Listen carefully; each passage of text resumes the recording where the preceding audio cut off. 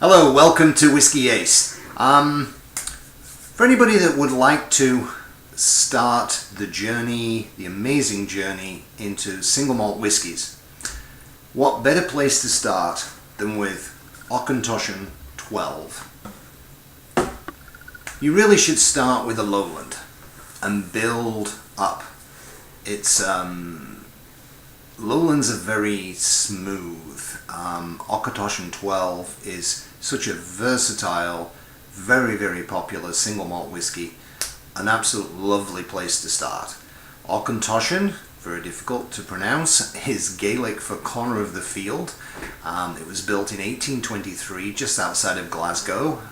There's not too many fields left in that area because Glasgow's become such a big port city.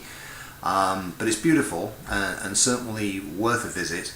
They use the triple distill processing, which was introduced well, a long time ago by the Irish, but certainly when they settled 300 or 400 years ago in that area of Scotland, they brought the triple distill with them, and it's a very complicated system, and I like to use that one word that the Irish use, and that is smooth. It's very smooth. So, and it is, and that's a good reason why we're picking Auchentoshan 12 as a place to start on your wonderful journey of single malt whiskey. If you imagine, wish I had a map, but if you imagined Scotland, look at Glasgow, Edinburgh, and from Glasgow, Edinburgh, anything south towards the border of England is known as lowlands. And lowlands has no mountains. It's not too close to either one of the coasts. So first of all, we can say it's not a big complex Highland whiskey. It's not an Islay or a Oban Talisker, because it's not going to have the influence of the ocean, the iodine, the salt spray that we find in those. So what I want you to do is I want you to think of lush meadows, and that would be a nice place to get your mind and your nose and taste into what's going to come from a lowland single malt whiskey. Just beautiful, lush green meadows. Okay, so Auchentoshan 12, remember that when you see it. It's also very affordable, which is always a good thing.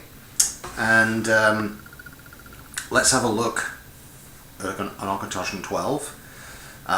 There'll be no peat influence. There is no peat influence on lowlands either. That's something to bear in mind, and peaty whiskies I always advise come later. So it's quite light. Auchentoshan 12, probably a main influence of ex-bourbon casks, but there'll be a little bit of maturation finish in sherry. So let's have a nose. Oh my goodness me. So when you have that mind of the lush meadows, think of those meadows, those fields that have just been cut. So you've got like fresh grass, certainly lots of citrus fruits, but with citrus fruits you've also got quite a bit of sweetness in there. It's almost like, well, for me growing up in Yorkshire, England, and going to the bakery every day would be a custard tart. So a custard, creme brulee type, but a very pleasant aroma.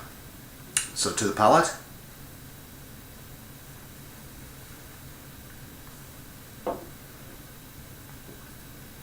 I use a chewing action, just so that we cover all the palate. On the front, there's certainly more of that citrus fruit notes on the front, but by the time we get to the middle, there is a huge amount of toffee, honey, vanilla type, and then right to the very back we get like a ginger type spice, And then, and I don't always get this, I do on the Auchentoshan 12 actually, I do get it at the back, but on all Auchentoshan whiskies there is a touch of nuts. Not usually in the aroma, more in the taste at the back. And no one's completely sure why that is, but they do. And that usually for me puts it down to the stills that they use, the triple distill processing. But kind of really, to sum it up, there's not an answer for everything in single malt whiskey, and that's what's so wonderful about it. You just have to think about the time and effort from the people to make this wonderful stuff. So Auchentoshan 12, I think you know that obviously some of you would start there and advance to a more complex whiskey, but remember, it's a saying that I was taught many times in Texas: don't forget who brought you to the dance. I'm sure you'll always go back to Auchentoshan 12. Thanks so much for joining me. Bye bye.